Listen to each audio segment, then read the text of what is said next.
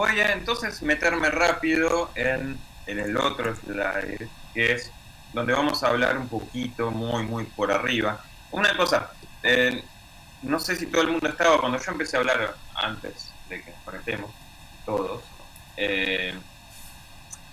las cosas teóricas las voy a dar muy por arriba, las vamos a dar, hoy yo voy a hablar mucho y Pablo va a hablar menos, y otro día Pablo va a hablar más y yo voy a hablar menos. Pero hoy, por ejemplo, la idea es que las cosas teóricas van a ser por arriba y la idea es meterse a codear lo más rápido posible. Entonces, a veces me voy a quedar en lo abstracto porque yo quiero que ustedes codeen y que ustedes decidan cómo quieren hacer. No les quiero dar yo la implementación, si no es aburrido. Entonces, la idea ahora es hablar un poquito de representaciones de código. A ver, recién dijimos, yo mostré un esquema de una máquina virtual. Ahora, ¿cómo hace una máquina virtual para ejecutar código? Imagínense que tenemos ese código a la izquierda que tiene una asignación, un if y un return, ¿sí? En un método. Eso está dentro de un método o una función. Ahora, en general nosotros escribimos texto, ¿sí? Y para llegar a ejecutar ese texto, tenemos que pasar por algo. Que nos va a decir, mirar, de eso te devuelve 10, ¿sí? La pregunta es, ¿qué es eso? ¿Sí? Hay distintas implementaciones de ese coso que está en el medio. Por ejemplo, podemos hablar de compiladores e intérpretes. Un compilador, ¿qué es lo que va a hacer? Es agarrar el código de la izquierda, que es texto, lo va a manipular de alguna manera y va a generar código máquina, código binario, de hecho, que va a la CPU y eventualmente ese código binario pasa por la CPU y me da el resultado que yo quiero. Un intérprete hace una traducción más directa. Va a agarrar el código directamente, lo va a manipular y sin pasar por una traducción intermedia, va a hacer la traducción medio al mismo tiempo que lo va ejecutando. Entonces, me va a dar el resultado más directamente. Básicamente ese es un gran esquema así, para diferenciar un compilador de un intérprete. Para poner la compilación y el intérprete un poco en perspectiva de cómo funciona una máquina virtual, por ejemplo acá con Java, en general lo que pasa con Java es que lo primero que va a pasar es que el código lo vamos a compilar a un código intermedio que es el bytecode. Si alguien usó el Java C, eso es básicamente lo que hace el Java C, es compilar a un bytecode de la máquina virtual de Java. Y después, bueno, como yo les dije antes, el bytecode se va a interpretar o se va a compilar a código máquina que después se va a ejecutar y nos va a dar. Esto básicamente machea mucho con lo que les dijimos hace un ratito. Okay. Ahora, vamos a hacer un par de cosas en el taller. Lo primero es que en algún momento vamos a trabajar sobre intérpretes y un poquito de compiladores, pero si se fijan, hay cosas que están adentro de la máquina virtual y hay cosas que están afuera de la máquina virtual, ¿sí? Por ejemplo, en Java, el compilador de bytecode está fuera de la máquina virtual. En JavaScript, el compilador de bytecode está adentro de la máquina virtual, ¿sí? O sea, hay distintas variaciones de la misma solución dependiendo de cuál es la necesidad. Porque básicamente en JavaScript uno se baja el código fuente de algún lugar y lo tiene que compilar medio ahí. Entonces, los puntos de entrada no son los mismos. Por eso en algún momento vamos a trabajar en un compilador de bytecode, porque simplemente si vamos a hacer una máquina virtual que va a trabajar sobre bytecode, necesitamos obtener bytecode para trabajar. Entonces, nada, la idea es que ustedes puedan jugar a definir sus propios bytecodes. ¿Qué son entonces los intérpretes y los compiladores? Son nada más y nada menos que otros programas. O sea, si ustedes trabajan ya programando, nada, nos enseñan cuando aprendemos a programar que básicamente uno tiene un modelo de dominio que uno va a tener que manipular, y en ese modelo de dominio uno va a poner las reglas del dominio. Por ejemplo, si yo trabajo en un banco, voy a modelar el banco, y cuando modele el banco voy a poner las reglas del banco para resolver los problemas de mi dominio bancario, por ejemplo. Bueno, cuando tenemos un intérprete y un compilador es básicamente lo mismo, salvo que nuestro modelo de dominio es un programa. Eso quiere decir que tenemos que nuestro programa, sea un compilador o un intérprete, va a tomar un programa como input, lo va a manipular con las reglas de ese programa y va a generar como output algo. Por ejemplo, en el caso de un intérprete es el resultado de la ejecución, o en el caso de un compilador va a generar otro código que eventualmente cuando se ejecute me va a dar el resultado. Eso quiere decir que vamos a tener que modelar cosas. La pregunta es cómo modelamos y cuáles son las diferentes trade-offs que vamos a encontrar en esta modelación, en este modelado.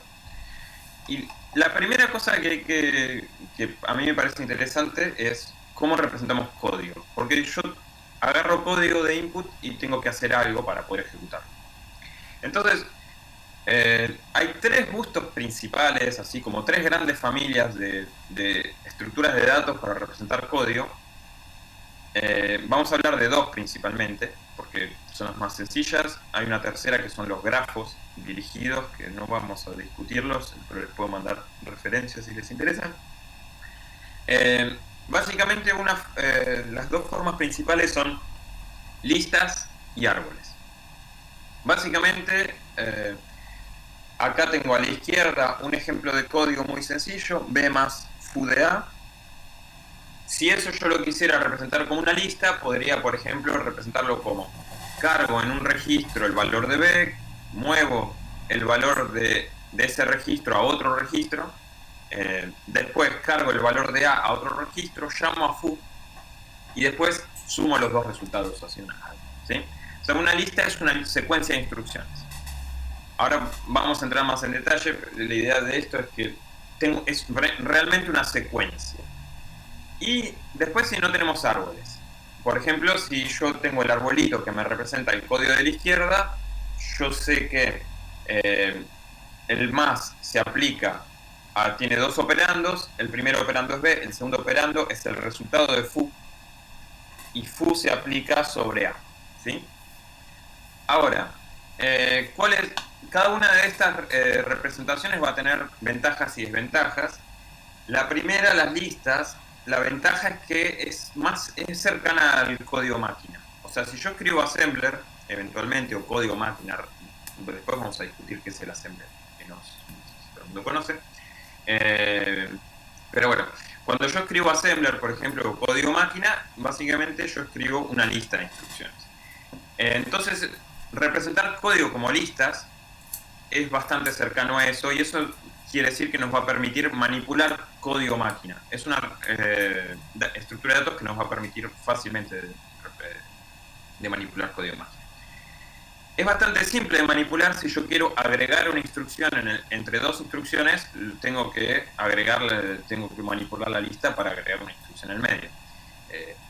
Ahora, una de las grandes desventajas de esta representación es que las relaciones entre las instrucciones es implícita. Por ejemplo, si yo miro este código a la derecha, no queda claro cuántos argumentos tiene foo, ¿sí? O sea, cuántos parámetros acepta foo. ¿Por qué? Porque básicamente depende de qué es lo que haga foo adentro, de cómo se pasen los parámetros en esta representación. Y, por ejemplo, en este caso, si yo quiero realmente saber, tengo que ir a ver el código de foo, ¿sí?